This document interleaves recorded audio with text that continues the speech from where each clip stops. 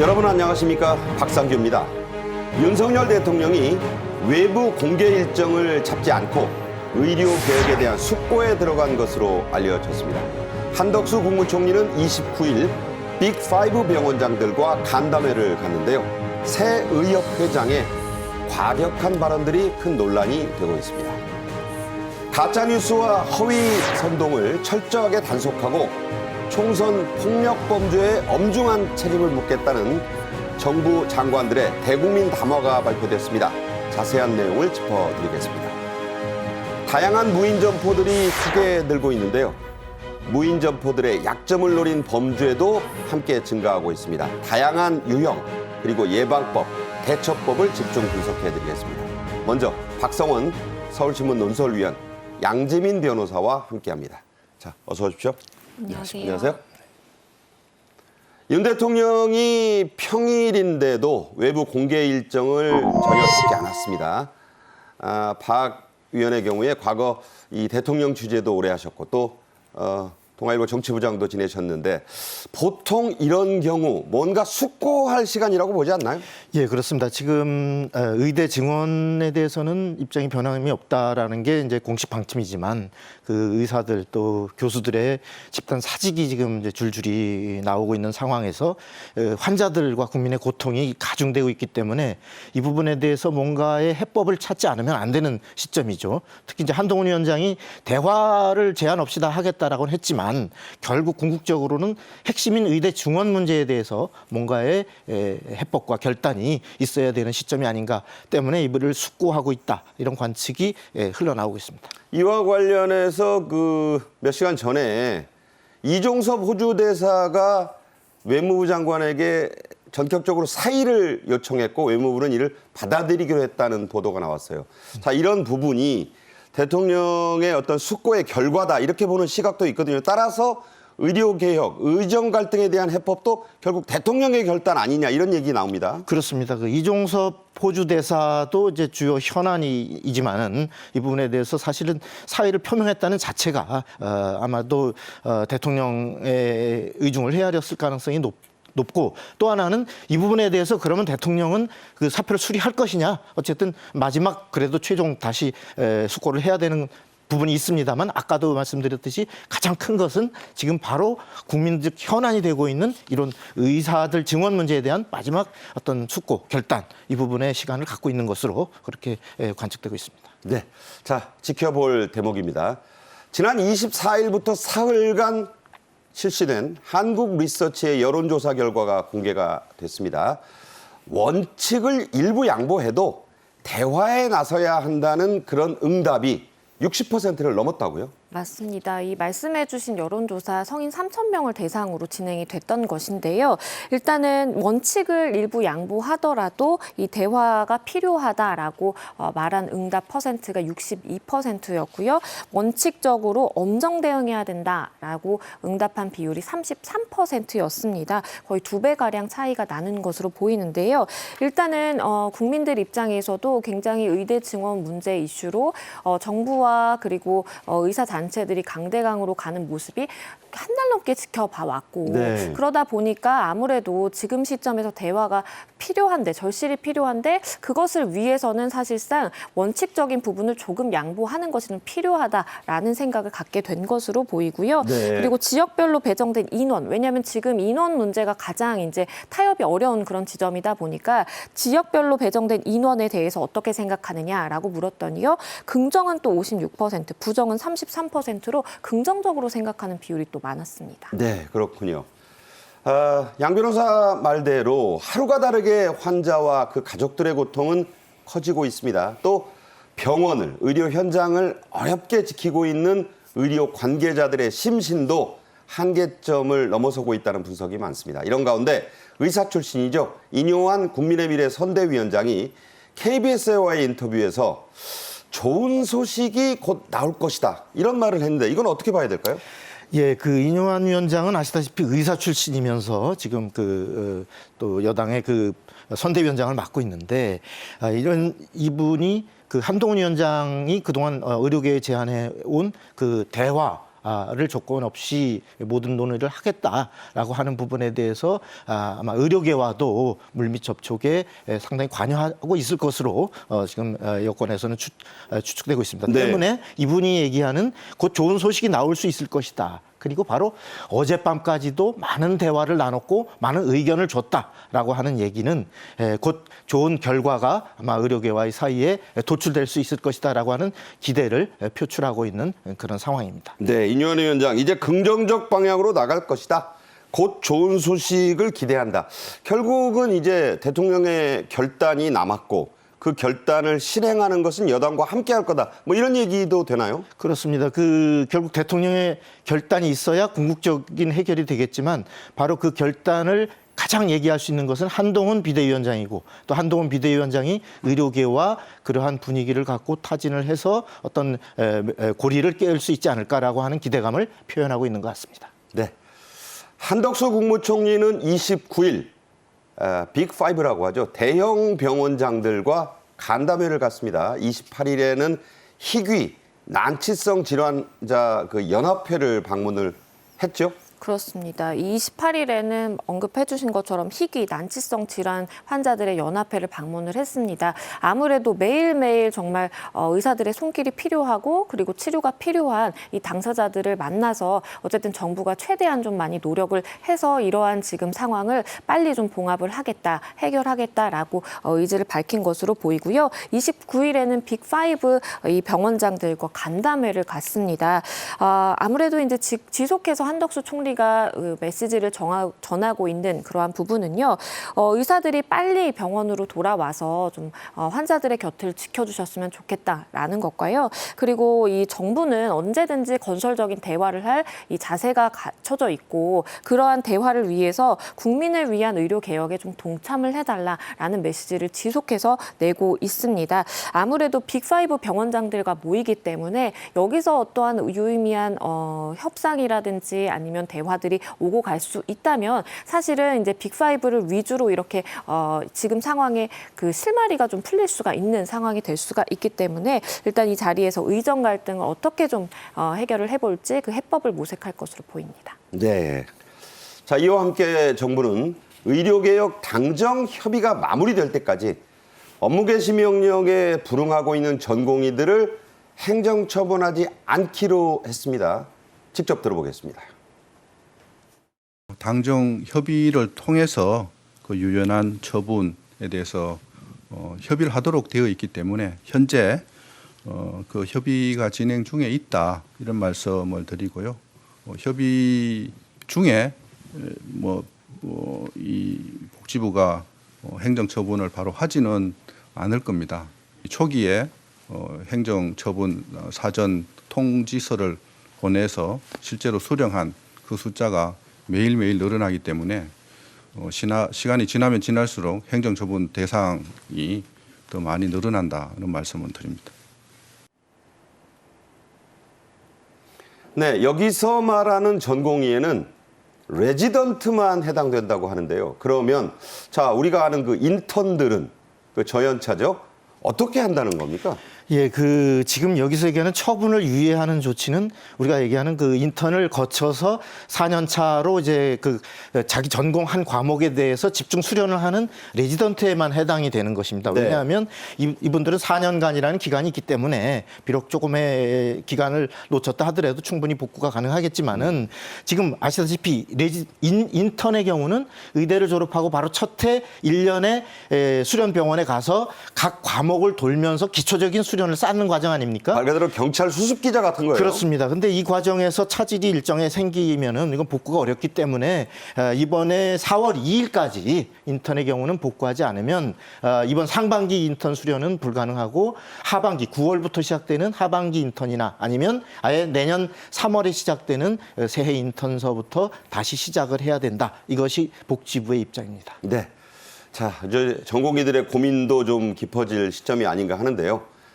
정부는 또 이 인센티브도 내놨습니다. 분만이나 응급 같은 필수 의료 전공의들에게는 매달 수련 보조 수당을 지급하겠다. 또 이 수련의들이 또 전공의들이 가장 힘들다고 하고 있는 연속 근무 시간도 단축하겠다는 방침을 내놨죠? 네, 이 전공의들의 이 수련 내실화 그리고 처우 개선에 이제 힘쓰겠다라는 입장으로 보입니다. 전공의의 수련 환경 개선 및 지위 향상을 위한 법률이 있습니다. 이것을 개정을 해서요, 총 수련 시간에 대해서 주 80시간 그리고 연속 근무 시간은 36시간의 이제 범위 내에서만 가능하도록 네. 이 보건복지부령으로 정하도록 하겠다라는 입장인 것이고요. 2026년에 원칙적으로 사실 법이 시행이 되는 것입니다. 하지만 지금 일단 전공의들에 대해서 인센티브를 주는 유인책으로서 올해 5월부터 전공의 연속 근무 시간 단축 시범 사업을 실시를 하겠다. 거의 1년을 앞당기겠다는 거죠? 그렇죠. 그러니까 실질적으로 이러한 혜택을 빨리 좀 주어질 수 있도록 하겠다라고 밝혔고요. 그리고 지금 외과와 흉부외과 전공의들에 대해서 사실 이 비용, 일정 부분의 비용이 지급이 되고 있는데요. 그런데 어제인 27일부터요. 소아청소년과 전공의에게도 매월 100만 원씩의 이 수련 보조 수당을 지급하도록 했습니다. 네. 원래는 사실은 말씀드린 것처럼 일부 굉장히 외과라든지 흉부외과 일부 과에 제한돼서 사실은 지급이 됐던 것인데 이러한 범위를 소아청소년과 전공의들에게까지 확대를 한 것이고요. 그리고 여기서 멈추지 않고 앞으로 이 분만이라든지 응급 그리고 다른 또 필수 의료 과목 전공의들에게까지 더 지원을 늘릴 수 있도록 대상 범위를 조속히 확대하겠다라고 밝혔습니다. 네. 자, 이 모든 정부가 내놓은 혜택은 병원으로 돌아와야만 얻을 수 있다는 점을 이 방송 보시는 전공의들도 좀 생각하셨으면 좋겠습니다. 이 전공의 연속 근무 시간 단축은 전공의들이 말씀드린 대로 가장 원하는 사항 중 하나였어요. 보건복지부는 적극적으로 이 시책에 참여하는 병원들에게 상당한 인센티브도 주기로 했죠? 예, 그렇습니다. 이 전공의들의 수련 환경에서 가장 핵심적으로 될 수 있는 바로 이 그 36시간 연속 근무, 36시간 이내의 연속 근무로 개선하는 방안은 바로 이제 핵심인데요. 이 부분에 대해서 적극 참여하는 병원들에 대해서는 인센티브를 다양한 사업 운영상의 정책적 지원을 주기로 했습니다. 네. 대표적으로는 당장 내년부터 그 수련 병원별 그 전공의 정원 배정 때 인센티브 혜택을 더 주고 그러니까 원하는 숫자를 더 많이 늘려주는 늘려준다. 예, 전공의 숫자를 늘려주는 등의 많은 혜택을 주어서 참여를 늘려갈 계획입니다. 네. 병원들도 상당히 참여했으면 하는 생각이 듭니다. 자, 이런 가운데 새로 뽑힌 임현택 대한의사협회 회장이 언론들과 잇따라 인터뷰를 했는데 매우 강경하고 과격한 내용들을 말해서 논란이 되고 있습니다. 자, 저도 보면서 좀 논란 대목이 있어요. 어떤 얘기를 했습니까? 예, 그 임현택 신임 그 차기 대한의사협회장이 이번 총선에 여당을 일방적으로 지지하는 일은 없다. 그리고 국회 20, 30석 당락을 결정할 만한 전략을 가지고 있다. 뭐 이런 얘기를 했습니다. 예, 이뿐만 아니고요. 정부가 뒷목을 잡고 쓰러질 만한 선거 캠페인을 하겠다. 그건 뭔 얘기예요? 그러니까 바로 그냥 완전히 쓰러질 정도로 놀랄 그런 뭐 선거 투쟁을 하겠다는 겁니까? 그렇습니다. 우리는 그동안 이제 정부로 하여금 증원 문제에 대해서 철회하도록 많은 기회를 그동안 줬는데 이것을 끝끝내 응하지 않기 때문에 우리가 결국 정권 퇴진 운동으로 나갈 수도 있다라는 바로 이런 얘기와 함께 이렇게 덧붙였고요. 그다음에 의사 부족은 이 자체가 부족하지 않다. 대국민 사기극이다. 그렇기 때문에 이 증원을 주장했던 지금 여당뿐만 아니라 야당에도 사실은 이런 후보들이 있는데 이 후보들에 대한 공천 취소까지도 요구하고 나섰습니다. 우리 박 의원은 기자 생활 대부분을 정치부에서 보내신 분인데 저도 보면서 놀랐는데 네. 자, 이게 의사 출신에 대한 그 의협 회장이 어떤 정치인들보다도 정치적인 얘기를 한 거 아닙니까? 그렇습니다. 그래서 사실은 의료계 내에서도 지금 아무리 강경파 당협파로서 선출이 됐지만 이렇게 너무 극단적으로 나갈 경우는 의사 자체가 정치 집단으로 비칠 수 있다는 우려가 나오고 있는 실정인데요. 사실은 의료계가 자기들의 주장을 특히 선거 국면에서 할 수는 있습니다. 그러나 집단적으로 단체를 이용한 선거운동 자체는 법적으로도 금지돼 있을 뿐만 아니라 지금의 이런 선거 국면에서 바로 그 어떤 정권 퇴진 투쟁이라든지 또 어떤 선거의 공천까지도 뭐 좌지우지할 것처럼 이렇게 하는 것은 바로 국민들이 보기에도 저것은 의사들이 본인들의 어떤 의견 개진을 넘어서 정치적으로 그야말로 의사 없는 나라가 이 나라는 의사가 주인이다라는 식으로 하지 않느냐라는 혹시 국민들의 잘못된 인식을 비칠 수도 있다 이런 우려가 의사들 내부에서도 나오고 있는 것 같습니다. 네, 임현택 회장이 한 사람의 의사 출신 후보 또 전 대통령실 사회수석을 겨냥해서 공천 취소해라 이런 말도 공공연히 했습니다. 자, 이 임현택 새 의협회장은 또 이런 얘기도 했어요. 회원 의사들에게 주거래 은행을 바꾸자면서 특정 은행을 콕 집었습니다. 왜 그런 거죠? 이게 갑자기 이제 본인의 SNS에 글을 올린 겁니다. 그러면서 내용은 이렇습니다. KB국민은행을 이용하지 말고 그리고 다른 주거래은행으로 우리 바꿔가자라는 이제 취지인 것인데요. 이게 KB국민은행에서 원래 의사 전용 신용 대출 상품인 KB닥터론이 이제 원래 대출로 이어져 왔는데요. 네. 그런데 이제 이 온라인 판매가 중단이 됐다라는 겁니다. 그렇기 때문에 이제 임현택 신임 회장 입장에서는 KB국민은행이 이렇게 닥터론 대출을 회수한다라고 하니까 선배 의사들이 이것에 대해서 분명한 보답을 해줘야 된다. 우리가 건강보험 청구가 들어오는 통장이라든지 주거래은행을 아예 바꿈으로써 우리가 분명히 응답을 해주자라고 이렇게 집단행동을 요구를 한 것입니다. 응답이 아니라 거의 응징 아니에요? 그렇죠. 사실은 이제 본인이 신임 회장으로 이제 당선이 된 이후에 어쨌든 첫 집단행동을 이렇게 본인의 SNS를 통해서 뭔가 지시라든지 이렇게 도모를 한 것으로 보이는데요. 이 KB닥터론이라는 게 사실 이제 굉장히 저리로 그리고 최대 4억 원까지 이렇게 대출을 받을 수 있는 상품이다 보니까 많은 이제 의사들도 혜택을 받았던 것이 사실입니다. 그런데 가장 중요한 것은요. KB국민은행 측은 이게 단순한 해프닝일 뿐이다라고 이야기를 하고 있습니다. 왜요? 이게 왜냐하면 현재 영업점을 통하면 언제든지 가입이 가능한 상황이라고 하고요. 이게 단순히 비대면으로 가입하는 그 가입률이 적다 보니까 이렇게 온라인에서 가입을 더 이상 하지 않고 영업점을 통하는 게 낫겠다라는 사실 모델의 리뉴얼인 것이지 아예 뭔가 의사들의 특권을 빼앗는다라든지 아니면 닥터론 자체를 없앤 것이 아닌데 이렇게 좀 오해를 한 것 같다라는 취지의 입장이 나오기도 했습니다. 제가 쭉 듣다 보면 이게 좀 정확하지 않은 정보에 바탕에서 좀 오버하는 측면도 있는 것 같아요. 그렇죠. 사실 이제 본인이 신임 회장으로 당선이 됐으면 어떠한 메시지를 내는 것은 언론이라든지 다른 많은 의사들이 굉장히 좀 집중해서 보게 되고 그러면 사실에 기반을 해서 어떠한 본인이 신념을 가지고 입장을 밝혀야 되는데 그것이 좀 부족했던 것 같습니다. 네. 자, 의료 현장을 떠난 전공의들의 명함. 갈수록 극명하게 엇갈리고 있는 것 같습니다. 이번 기회에 해외여행도 실컷 다니고 평소 못한 여가도 좀 즐기자는 전공의들도 물론 있습니다. 하지만 또 다른 일부 극심한 생활고를 호소하고 있다고요?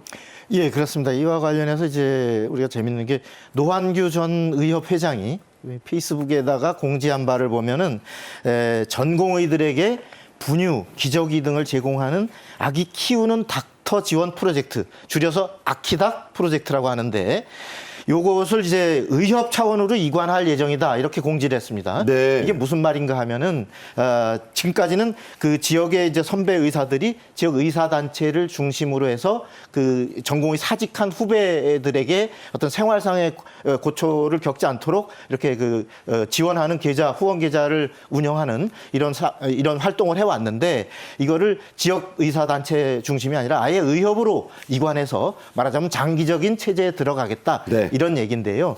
실제로 이제 그 지금 전공의들 중에 이렇게 사직을 하고 의료 현장을 떠날 경우에 통상적으로 민법상 우리가 한 달이 지나면 그 효력이 발생해서 사직이 되는 걸로 처리가 되겠지만 이번의 경우는 바로 정부 당국이 이런 사태를 예견해서 사전에 그 진료 유지 명령을 사전에 발령을 해놨기 때문에 네네. 병원들이 이거 사표 사직 수리를 하지 못하고 있습니다. 때문에 다른 병원에 취업을 할 수 없고 당장 그 중에는 젊은 의사들의 경우는 뭐 아기들 키워야 되고 또 생활비를 충당해야 되기 때문에 어떤 뭐 과외를 한다든지 기타 뭐 배달을 한다든지 이런 알바를 뛰는 현상이 일어나고 마이너스 통장도 이용하고 있는데 이번에 이제 그 노한규 전 의협 회장이 바로 그 1월 후원 계좌를 바로 선배 의사들하고 맺어주는 사업을 본격적으로 추진하겠다라는 이런 공지를 한 겁니다. 네. 자, 저런 기현상도 빨리 좀 마무리를 해야 하지 않을까 싶습니다. 자, 다음 주제로 가죠. 22대 총선의 공식 선거운동 개시에 맞춰서 박성재 법무부 장관과 이상민 행정안전부 장관이 대국민 담화문을 공동 발표했습니다. 직접 들어보시죠. 특히 가짜 뉴스와 허위 선동은 국민의 선택을 왜곡하여 민주주의 가치를 위협하는 중대 범죄로 신속하게 수사하고 숨어있는 배후까지 밝혀 엄중하게 책임을 묻겠습니다. 네. 법무장관이 엄중하게 책임을 묻겠다는 선거 사범, 어떤 유형들이 있나요? 일단 가짜 뉴스라든지 허위 선동에 대해서 굉장히 배후까지 밝힘으로써 엄정 대응하겠다라는 입장입니다. 사실은 선거 과정에서 발생한 이 모든 불법 행위에 대해서 무관용 원칙을 고수하겠다라고 밝히기도 했는데요. 구체적으로 좀 살펴보면요. 허위 사실 공표라든지 흑색 선전, 그리고 금품 수수 당연히 안 되겠고요. 네. 그리고 공무원이라든지 단체 등의 불법적인 선거 개입, 그리고 선거 관련 폭력을 중점적으로 이 단속 대상으로 정했고요.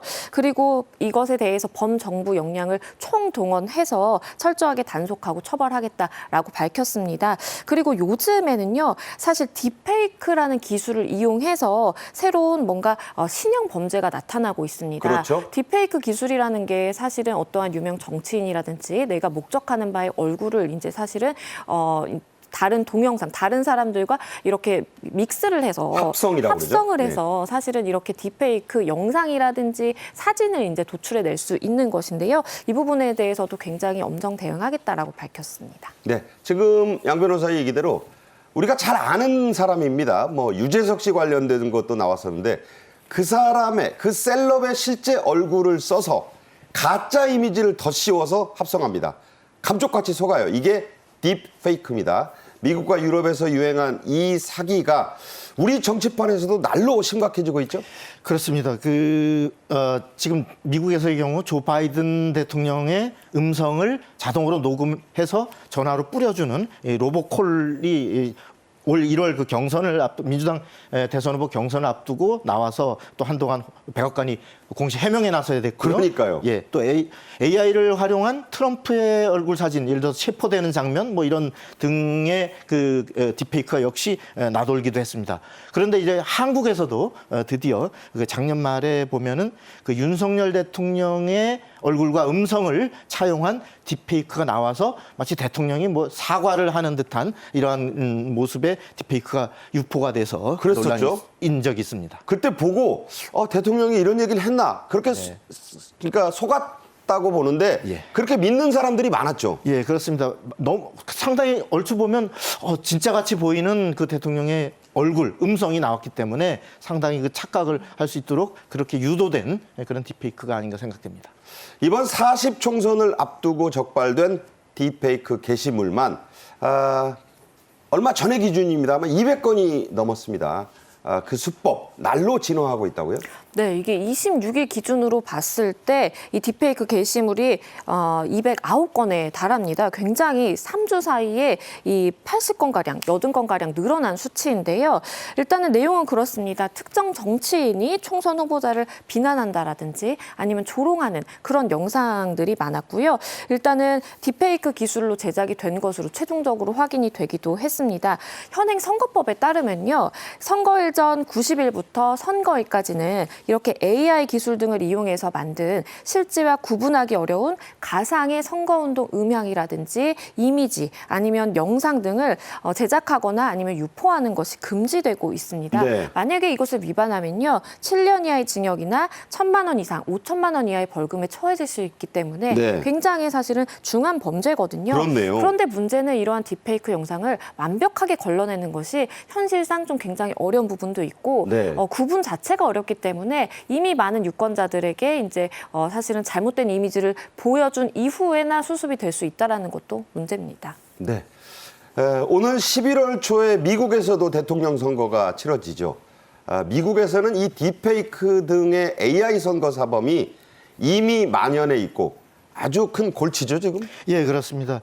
바로 그 지난 1월 아까 뉴햄프셔주의 민주당 예비 경선 하루 전날에 그 바이든 대통령의 음성을 이용해서 투표하지 말라라고 당원들에게 가는 전화가 뿌려졌는가 하면 또 트럼프 대통령이 흑인 여성이라든지 또 청년들하고 함께 찍은 이러한 또 가짜 딥페이크 영상이 사진이 유포가 되기도 했습니다. 그러니까 저건 백인 지지자들을 흔들려는 거였어요. 그렇습니다. 예. 이렇게 많은 그 딥페이크가 대선을 앞두고 난립하는 상황에서 미국에서는 딥페이크에 대한 전문적으로 이거 걸러주는 이것들을 가려내는 그 무료로 걸러주는 단체까지도 생겨나고 있는 상황입니다. 네. 자, 우리도 남의 일이 아니다는 얘기입니다. 대표적인 국내 포털이죠. 네이버와 다음은 총선을 앞두고 딥페이크를 막기 위한 다양한 대책들을 내놨는데 어떤 것들입니까? 네, 딥페이크라든지 가짜 뉴스를 사실 거르기 위해서는 이렇게 어쨌든 양대 포털이 총력을 기울여 주는 게 반드시 필요하다라고 보입니다. 일단은 딥페이크 관련 검색어를 입력할 경우에는요, 딥페이크 기술 활용에 주의해야 된다라는 이러한 안내 문구가 자동으로 나가게 되고요. 그리고 뉴스 같은 경우에도 이 언론사가 자동 로직으로 생성한 기사들이 있습니다. 있어요. 그런 경우에는 이렇게 AI를 활용해서 생성된 기사입니다라는 문구를 안내함으로써 그러니까 이게 사람 쓴 기사 아니다. 그렇죠. 네. 이제 독자들 입장에서도 사실은 이 뉴스가 AI를 통해서 이제 제작된 거구나라는 것을 인지할 수 있도록 했고요. 그리고 이제 댓글을 통해서도 선거철에는 사실은 좀 위험한 상황이 발생할 수도 있기 때문에 실명 인증 계정에 한해서 24시간 이내에 기사 댓글을 20개로 이렇게 제한하도록 했습니다. 그러니까 하루에 20개까지만 써라 이거예요. 맞습니다. 많이 여론에도 사실 영향을 끼칠 수가 있기 때문에 이렇게 하루에는 20개로 딱 그것도 실명 인증을 한 사람에 대해서만 제한을 하도록 했습니다. 네. 정부는 투개표 관리도 크게 강화하기로 했습니다.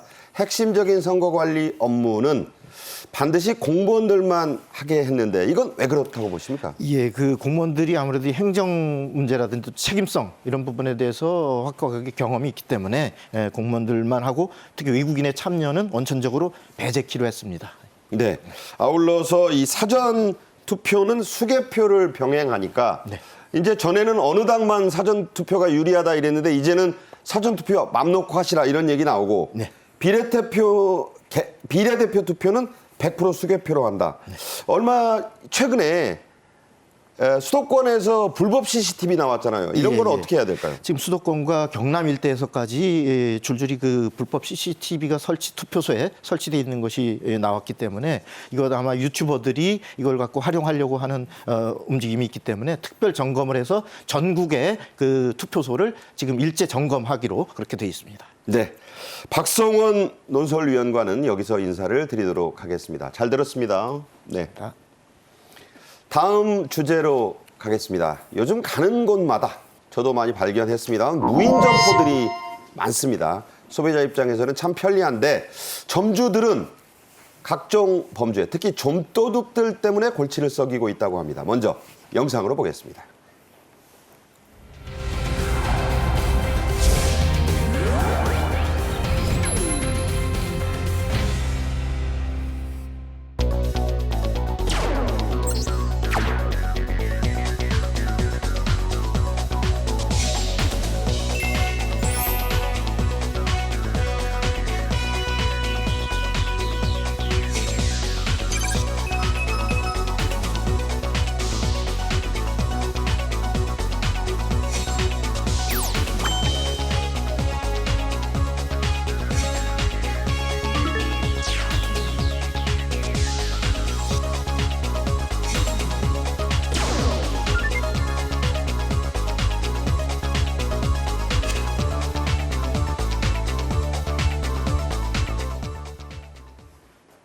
네, 코로나를 겪으면서 전국 곳곳에 무인 점포가 늘었죠. 이렇게 늘어난 점포 수만큼 도둑들도 늘었다고요?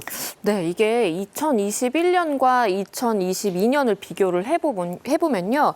2021년에는 3,500여 건 정도 됩니다. 신고 건수를 봤을 때. 그런데 2022년에는 6,018건입니다. 오. 약 1.7배가 늘었다라고 그렇네요. 볼 수가 있겠고요. 그런데 이제 절도라고 하지만 또 다 같은 절도도 아닌 게요. 1,000원 단위의 굉장히 소액 절도도 많이 늘었습니다. 네.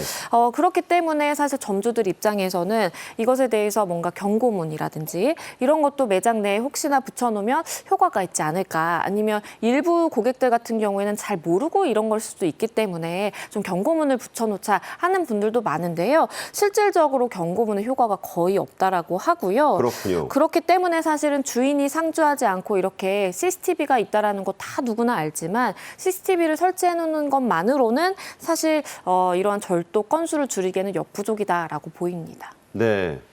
덩달아 바빠진 거는 경찰이라고 합니다.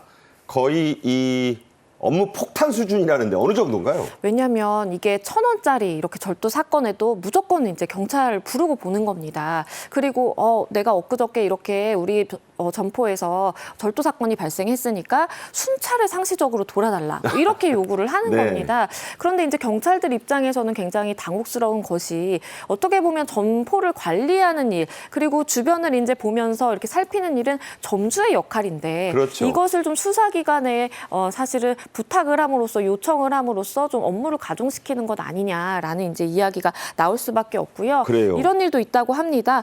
500원 절도 사건이 있었던 거예요. 네. 그걸 가지고 이제 경찰에 신고를 하다 보니까 한 경찰관은요, 내가 그냥 이 500원 주고 좀 해결을 하고 싶은 마음이었다라는 이야기까지 합니다. 서류 작업, 출동, 기름값이 더 들고 했어요. 그렇죠. 그럼에도 불구하고 경찰의 입장에서는 이렇게 사건을 끝낼 수도 없고, 일단은 신고가 들어오면 사실은 적절한 절차에 따라서 출동을 하고 또 해결을 다 해야만 하거든요. 그렇기 때문에 사실은 무인 점포가 늘면서 경찰들의 업무도 굉장히 많이 가중이 됐다라고 이야기가 되고요. 또 문제는 이렇게 절도를 하는 사람들을 잡고 보면 대부분 청소년들, 그것도 나이가 매우 어린 촉법 소년인 경우가 굉장히 많다고 합니다. 14세 미만. 그렇죠. 그러면 사실은 형사처벌도 불가능하고 훈방 조치를 하게 되는 경우가 대부분이기 때문에 굉장히 업무적인 좀 가중 부분에 있어서 많은 경찰관들이 업무 가중 토로하고 있습니다. 네, 참 그렇겠어요. 이 점도둑들만 있는 게 아닙니다. 기계를 때려 부수거나 좀 민망한 얘기지만 배변을 하고 가는 사람들도 있다.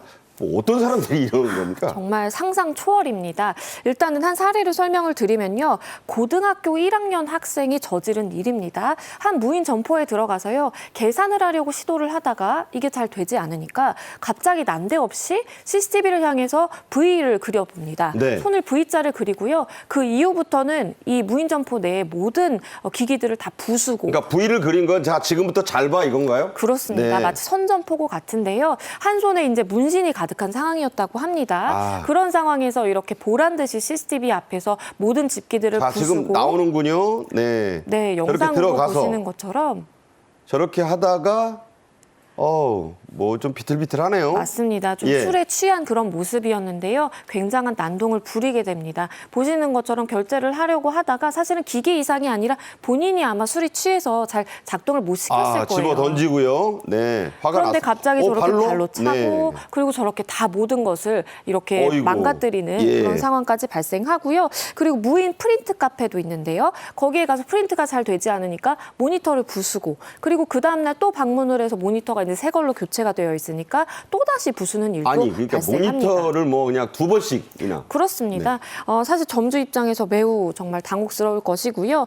그리고 초등학생으로 추정되는 아이가 대변을 보고 갔다라는 이야기까지 나옵니다. 이게 저 큰 거라고 합니다. 작은 그렇죠. 거 아니고. 네. 이게 사실은 이제 손님이 왔다가 이제 급해서 혹시나 그랬을까라고 CCTV를 돌려봤다라고 하는데요. 그게 아니라 손님도 아니라 그냥 점포에 들어와서 본인이 이제 대변을 보고 이렇게 바깥으로 빠져나가는 그런 모습도 발생을 했고요. 그리고 무인 아이스크림 매장에서는 매장에서 희한하게 정말 이상한 냄새가 난다라고 해서 쓰레기통을 보니까 강아지 이제 배변을 한 것을 버리고 가는 아니 그걸 왜 거기다 버려요? 그렇습니다. 집에 가져가야지. 그런 경우도 있기 때문에 점주들 입장에서는 사실은 이거 하나하나 치우는 것도 일이고 너무나 좀 힘들다라는 입장을 토로하고 있습니다.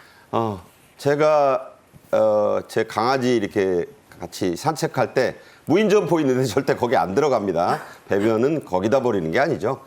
더 기막힌 건 이런 무인점포 범죄를 일부 젊은 층들은 하나의 놀이다. 이렇게 여긴다는 건데 이건 무슨 얘기예요? 10대, 20대 사이에서 아무도 없는 무인 점포에 가서 이렇게 물건을 부순다라든지 아니면 뭐 절도를 한다라든지 이런 것이 하나의 놀이 문화처럼 굉장히 좀 영웅심을 가지고 하는 행위처럼 인식이 된다라는 것이 굉장히 큰 문제로 보입니다. 일단은 한 점포를 운영하는 점주가 이야기를 한 것인데요. 물건을 뭐 한두 개 훔쳐가는 것은 굉장히 일상적으로 자주 발생을 하는 일이고 네. 일일이 대응을 하는 것도 어렵기 때문에 어느 정도의 손실을 감수하고 운영을 한다고 합니다. 네. 그런데 여기에 더 나아가서 청소년들이 마치 놀이식으로 한 번 이렇게 절도를 한 이후에 이게 되네, 가능하네 라고 해서 또다시 이렇게 놀이 삼아서 와서 절도를 연속해서 저지르는 경우도 굉장히 많다고 합니다. 네. 그런데 이런 이 무인점포 범죄를 그렇게 가볍게만 생각해서는 안 된다는 지적이 나옵니다. 왜 그렇죠? 이게 아무리 소액이라고 하더라도 절도는 절도거든요. 그렇기 때문에 이제 절도죄로 처벌을 받을 수 있는 것이고요. 그런데 가중되는 요소들이 있습니다. 만약에 내가 야간에 이렇게 무인점포에 가서 절도를 해갔다. 그러면 사실은 야간 주거침입 절도죄가 성립을 할 수 있는 것이고요. 네. 이것은 일반 절도죄에 비해서 형량이 굉장히 가중처벌 받습니다. 네. 그리고 벌금형도 없이 바로 징역형만 규정이 되어 있기 때문에 아하. 사실은 형사처벌의 가능성이 굉장히 높아지는 것이고요. 더불어서 특수절도죄도 유의를 하셔야 되는데요. 내가 혼자 가서 이렇게 절도 행각을 벌이는 것이 아니라 청소년들 같은 경우에 몰려다니면서 여러 명이 절도 행각을 벌이는 경우가 있거든요. 망봐주는 애들이 꼭 있죠. 그렇죠. 네. 한 명은 바깥에서 망보고 한 명은 실행을 하고 이런 경우에 2인 이상이 합동으로 해서 이러한 절도 행위를 한다고 한다면 특수절도죄가 적용이 되기 때문에 마찬가지로 징역형만 규정이 되어 있어서 굉장히 중한 처벌을 받을 수 있고요. 나는 실제 절도 행위를 안 했고 망만 봤기 때문에 괜찮다라고 생각하실 수도 있는데 모두가 망본 행위라든지 같이 있었던 것만으로도 특수절도죄 성립할 수 있습니다. 나는 안 훔치고 밖에만 있었어요. 이렇다고 빠져나갈 수 있는 게 아니니까 부모님들 잘 아셔야 될 것 같아요. 자, 무인점포 점주들의 골치 아픔은 이만저만이 아니라고 합니다. 절도 용의자 사진을 점주가 붙여야 될 거 아니에요. 그래서 가게 안에 붙였더니 명예훼손 혐의를 받는다고요? 명예훼손으로 실제 벌금 30만 원 선고를 받은 사례가 있습니다. 점주가? 그렇죠. 왜냐하면 한 아이가 이렇게 가게에 와서 이 2만 3천 원 상당의 피규어와 그리고 뭐 포켓몬 카드를 결제하지 않고 가져갔다라는 겁니다. 그래서 사실은 이제 동네에 사는 아이들이 많다 보니까 아이가 이렇게 가방에 물건을 넣는 그 모습을 딱 CCTV 영상을 캡처를 해서 저렇게? 맞습니다. 이 아이를 혹시 아는 사람은 연락을 주십시오. 아이가 이런 포켓몬 카드라든지 이런 것을 가져갔습니다라고 이제 올린 겁니다. 붙여놓은 겁니다. 근데 누구네 집 아들이네 하고 또 우리 아들이네 뭐 이렇게 된 거예요? 네. 맞습니다. 그래서 이러한 사실을 아이의 부모님이 알고 점주에 대해서 아니 우리 아이의 명예를 훼손한 것이다라고 고소를 하게 됩니다. 그러니까 몇 푼 된다고? 그렇죠. 실제 사실 명예훼손 혐의가 인정이 돼서 벌금 30만 원형 선고를 받았고요. 아무리 점주의 입장에서 이렇게 뭔가 경고를 해줘야 되겠다. 아니면 사실은 잘못한 건 맞으니까 이것 부분에 대해서 이 사람을 찾기 위해서 사진을 올려놔야 되겠다라고 생각하실 수가 있는데요. 어떻게 해야 돼요? 이것은 사실 명예훼손으로 형사처벌을 받을 수 있기 때문에 주의를 하셔야 되고요. 만약에 이 사람을 찾고 싶다라는 목적이시면 일시와 장소를 그냥 적시를 하셔서 얼굴을 모자이크 하셔서 아무도 알아볼 수 없게 이렇게 처리를 하신 후에 언제 어느 몇 시에 이렇게 방문한 사람을 찾습니다라고 하셔야 합니다. 그것도 변호사님이나 그러니까 이런 것도 다 이제 조심해야 되는 세상이 됐군요. 맞습니다. 네. 본인이 오히려 형사처벌 받으실 수 있기 때문에 조심하셔야 합니다. 그렇군요. 무인점포에는 이런 사례만 있는 거 아닙니다. 미담 사례들도 적지 않은데 좀 소개해 주시죠. 어떤 게 있어요? 네, 한 무인 라면집에서 있었던 일입니다. 학생이 휴지 케이스에 돈을 놓고 간 거예요. 그래서 왜 그랬을까 하고 CCTV를 이제 돌려봤더니 이 점포의 경우에는 카드 결제만 되는 곳이거든요. 근데 학생은 이제 카드가 없었던 걸로 보여요. 현금만 있다 보니까 옆에 다른 곳에 가서 컵라면을 사온 뒤에 이 점포에 있는 이제 따뜻한 물이라든지 이런 걸 해서 이제 먹고 좀 그냥 가기 미안했던 겁니다. 네. 그래서 1,500원을 이렇게 휴지 케이스에 넣고 간 경우도 있고요. 그리고 가격이 잘못 더 싸게 설정이 되어 있다 보니까 한 고객 같은 경우에는 어떻게 하지? 좀 고민을 하다가 원래 5,000원짜리인데 500원으로 세팅이 되어 있었던 거예요. 그럼 보통은 그냥 아이고 결제를 4,500원 하고 벌었네. 그렇죠. 아니었다는 가실 수도 얘기죠. 있죠. 네. 그런데 이분 같은 경우에는요. 500원을 내가 10개 산 것으로 이렇게 키오스크에 설정을 해서 원래 그 지불해야 하는 금액인 5,000원을 다 지불하고 가기도 했고요. 그리고 무인 매장에서 음료수가 쓰러져서 이렇게 바닥이 더러워진 적도 있었는데 이 한 남성이 이제 식사를 하려고 왔다가 바닥을 보고 정말 무릎 꿇고 앉아서 물티슈로 다 닦은 후에 식사를 하고 가는 그런 일도 있었다고 합니다. 네. 우리 사회에는 이렇게 훌륭하고 가슴 뭉클하게 하는 그런 분들도 많이 있습니다. 자, 무인 점포를 이용하다가 지갑이나 신용카드를 놓고 나올 수가 있죠. 그래서 낭패를 본 분들도 꽤 있다고요. 그렇죠. 무인 점포에서 이렇게 신용카드라든지 이제 이런 것이 분실되는 경우가 많다 보니까 이것만 노리는 사람들이 있습니다. 무인 점포로 쭉 돌면서 분실된 신용카드를 다 가지고요. 이것으로 이제 1억 원 넘게 펑펑 쓰는 경우가 아니, 있었습니다. 1억 원이나 넘게. 네, 1억 2천여만 원치를 본인의 아이폰이라든지 이런 뭐 전자기기를 다 구입을 해서 이것을 중고 이제 거래를 함으로써 현금화하는 그런 방식을 취했고요. 그리고 한 20대 청년은요, 분실 카드를 역시나 여러 개를 가지고 550만 원어치를 긁었는데요. 이게 정말 몇만 원씩 해서 굉장히 많은 건수를 이렇게 결제를 함으로써 550만 원어치를 절도한 경우도 있었습니다. 그러니까 한두 군데가 아니라 그냥 많이 돌았군요. 그렇죠. 이렇게 무인 점포가 늘다 보니까 그리고 분실된 카드도 많아지다 보니까 훔친 신용카드를 부정 사용하는 그런 금액도 굉장히 많이 늘고 있고요. 주의를 하셔야겠습니다. 네. 우선 내가 주의를 하셔야 된다는 얘기가 되겠습니다. 자, 이런저런 무인 점포 범죄에 대처하는 지능형 CCTV가 있다고 합니다. 자, 어떤 기능을 갖고 있나요? 일단 CCTV가 어떠한 난동을 부린다라든지 이런 걸 포착을 해주면 굉장히 좋잖아요. 그래서 CCTV에 이제 인공지능을 탑재를 해서 만약에 굉장히 넓은 반경에 뭔가 활동을 하는 그러한 사람들이 포착이 된다라든지 아니면 오히려 더 움직이지 않고 한 자리에 있는 사람이 포착이 된다라든지 그러면 사실은 알림이 갈 수 있도록 절도라든지 노숙행위에 대해서 이상행동으로 탐지를 하는 CCTV가 있습니다. 네. 그래서 만약에 정말 이렇게 물건을 부순다라든지 발로 이제 뭐 기계를 부순다라든지 이런 행위가 포착이 되면요 자동으로 CCTV에서 경고 알림음이 나오기도 하고요. 아하. 그러면 아무래도 이제 경각심을 가지고 그 자리를 떠난다라든지 아니면 그 행동을 중지하는 효과가 있기 때문에 일단은 굉장히 큰 효과를 볼 수 있겠다라고 생각이 들고요. 그리고 CCTV에서 하루 종일 녹화가 되기 때문에 검색하기가 굉장히 힘든데요. 그렇죠. 만약에 인상착의를 딱 포착을 해서 어떤 검은색 차림을 한 남성으로 찾아라라고 검색을 명하게 되면요. 그대로 정말 CCTV가 자동으로 검색을 해서 그 영상만을 딱 찾아주는. 그러니까 수고를 덜어주는군요. 그렇죠. 그런 수고를 덜어주는 기능까지 탑재가 돼 있어서요. 이런 지능형 CCTV 이용해 보시면 좋을 것 같습니다. 네. 도둑들이 뛰어갈 때 예전에는 뭐 걸어가냐 기어가냐 그랬는데 적어도 같이 뛰어가는 그런 시스템도 개발이 되고 있다. 그런 생각이 듭니다. 무인 점포에 들어가려면 휴대전화 또 QR코드 등으로 출입 인증을 해야 하는 이른바 스마트 무인 점포들도 늘고 있다고요? 사실 우리가 무인 점포를 방문을 했을 때 뭔가 절도를 한다라든지 범죄 행위를 하는 것이 익명성에 기반을 하고 있거든요. 만약에 내가 누군지가 노출이 된 상태라면 사실은 범죄를 저지를 가능성은 굉장히 낮아지는 것입니다. 그렇기 때문에 사실은 전화 한 통으로 나의 신분을 확인하고 들어갈 수 있는 스마트 출입 인증기가 한 매장에서 도입이 됐다라고 하고요. 낮에는 유인으로 운영이 된다라고 하더라도 밤에는 무인으로 운영이 되기 때문에 이렇게 안심콜 하나만으로 손님들이 들어가서 야간에 이용을 할 수 있다면 굉장히 큰 효과를 볼 수 있겠다라는 생각이 듭니다.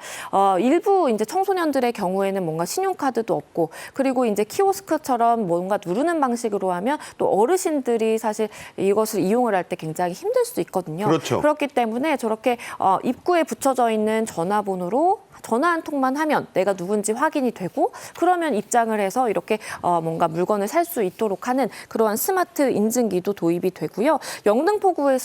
영등포구에서는요.